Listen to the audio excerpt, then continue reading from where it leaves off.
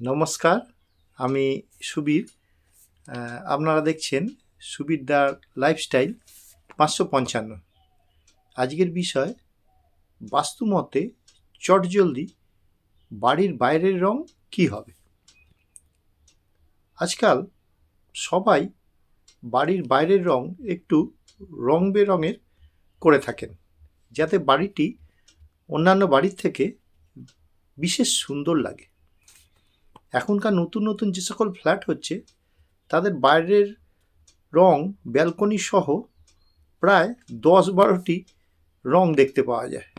ঠিক আছে, কিন্তু আবার অনেক আবাসন আছে যেখানে বাড়ির বাইরের রং 2 বা 4 কালারের হয়ে থাকে। এবার আমি সাধারণ মানুষের জন্য বাড়ির বাইরের রং কি হবে তাতে আসছি। বাজেট বেশি হোক বা কম, এই সাত্ত্বিক কালারগুলো করে দেখান আপনাদের, দেখি কেমন আছে দম।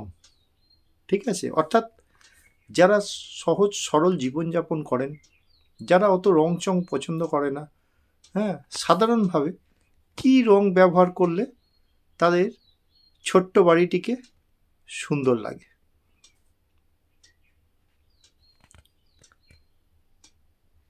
বাড়ির বাইরের রঙের জন্য শান্তি, সমৃদ্ধি এবং সম্প্রীতি বৃদ্ধির জন্য হালকা নীল, সাদা, সবুজ এবং হালকা ধূসর রং ব্যবহার করা যেতে পারে। তা এবার হচ্ছে হালকা নীল এবং সাদা। এই রঙগুলো শান্তি, প্রশান্তি এবং স্বচ্ছতা বৃদ্ধির জন্য চমৎকার। বিশেষ করে যদি পূর্বমুখী বাড়ি হয়, তার জন্য একদম অব্যর্থ। হলুদ এবং সবুজ। হলুদ রং সুখ ও সমৃদ্ধির প্রতীক, অন্যদিকে বৃদ্ধি এবং সমৃদ্ধির প্রতীক হচ্ছে সবুজ রং। এবার আসছি হালকা ধূসর। এই রং ভারসাম্য এবং স্থিতিশীলতা থাকে এবং স্থিতিশীলতা আনে, একটি শান্ত ও স্থিতিশীল পরিবেশের প্রচার করে। এছাড়া বাদামি ও হালকা বাদামি রং স্থিতিশীলতা এবং প্রকৃতির অনুভূতি আনতে পারে। গাঢ় বা রুক্ষ রং সবসময় এড়িয়ে চলুন। বাস্তুমতে সর্বসাধারণত কালো বা খুব গাঢ় বা কঠোর রং না ব্যবহার করার পরামর্শ দেয়, কারণ এগুলো নেতিবাচক শক্তির সঙ্গে যুক্ত করতে পারে। তাহলে আমরা দেখতে পাচ্ছি কি যে নর্থ ফেস যদি বাড়ি হয়, তাহলে গ্রিন আর পেস্তা কালারের রং করা যায়। আর যদি সাউথ ফেস হয়, তাহলে তো ইয়েলো কালারের চলবে। যদি ইস্ট ফেস হয়, তাহলে হোয়াইট এবং ব্লু চলবে।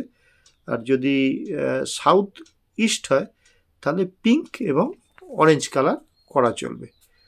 হ্যাঁ, এইটা হচ্ছে রঙের সাধারণত মানে প্লেন কালার যেটা বলে আর কি, যে আমি এখানে ওখানে এই সেই করতে পারবো না। দেখুন, আগেকার দিনেরও তো বাড়িতে রং হতো, তখনও তো বাস্তু মেনে আমরা দেখতাম সাদা বাড়ি, গোলাপি কার্নিশ দিয়েছে বা হালকা মেরুন কালারের কার্নিশ, বা সবুজ বাড়ি, হ্যাঁ, বা হলদে কালারের পুরো বাড়ির রং, কার্নিশের রঙগুলো হয়তো মেরুন করেছে, হ্যাঁ, হালকা কালার।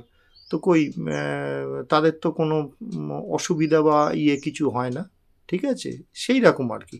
এবার হচ্ছে কি, রঙের সবাইকার চয়েস তো সমান নয়। ঠিক আছে, কেউ চায় একটু ঝিকঝাক হোক, যেন আমার বাড়িটা দেখে লোকে দাঁড়িয়ে যায় বা সেলফি তোলে বা বলে যে হ্যাঁ হেভি রং করেছে এরকম। সেই জন্য আমি যে মানে আজকের ইয়েটা এনেছি আর কি, যে বাস্তুমতে চটজলদি বাড়ির বাইরের রং কি হবে। তো এই রঙগুলোই সাধারণত করা চলে। হালকা নীল বা সাদা, হলুদ এবং সবুজ, আর হালকা ধূসর।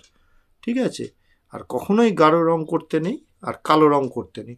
তবুও দেখবেন, আমি বাইরের বাড়ির গেট মানে দেয়ালের কথা বলছি না, আজকালকার বাড়ির গেটগুলো হ্যাঁ অ্যান্টি কালারের করছে, পুরো ব্ল্যাক হচ্ছে, গ্রিলের কালার ব্ল্যাক হচ্ছে, তার মধ্যে গোল্ডেন দিয়ে করছে, সেগুলো আমি পরে আসবো।